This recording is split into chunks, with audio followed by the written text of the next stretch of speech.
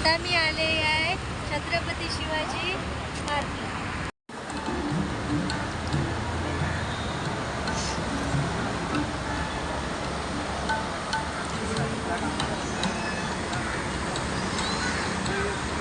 आमची मुंबई सुंदर मुंबई. मकर संक्रांत जवळ येत आहे, पतंग उडवायला या.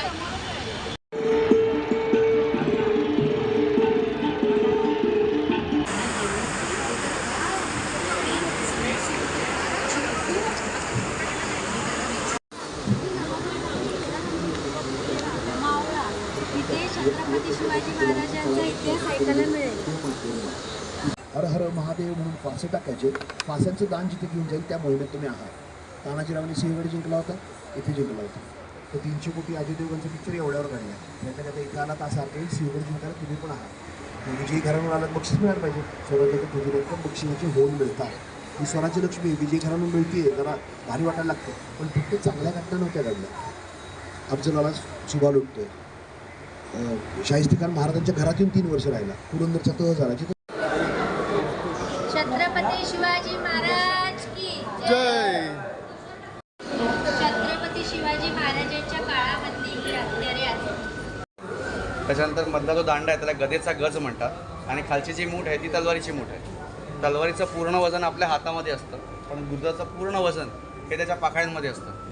कारण कसं आहे की गुर्जाचा जो वापर आहे हे चिलखत आहे, ढाली आहेत, हे फोडण्यासाठी वापरला जातो.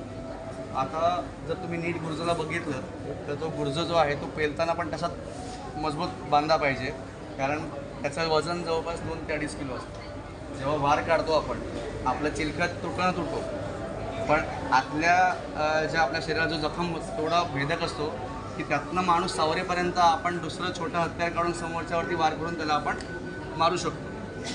त्याच्यानंतर जर आपण ही ढाल बघितली आणि ही ढाल बघितली, त्या दोन्ही गेंड्याच्या खाली ढाली आहे. ही थोडी वक्र आहे आणि सरळ आहे. त्याचं जे पाता आहे ते थोडंसं जाड आहे.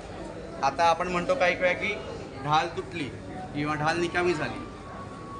ही चांबडी ढाल आहे, ह्याच्यावरती किती वार करा ती तुटत नाही. ती एक वेळेस म्हणजे प्रसरण पावते, परत आकुंचन होते. जर नीट बघितलं हे चांबडा तुटत नाही, खेचतं तरी.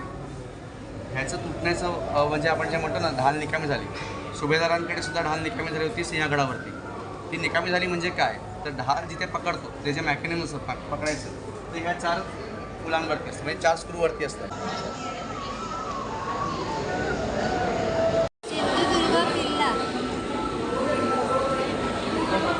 सिंधुदुर्ग किल्ला.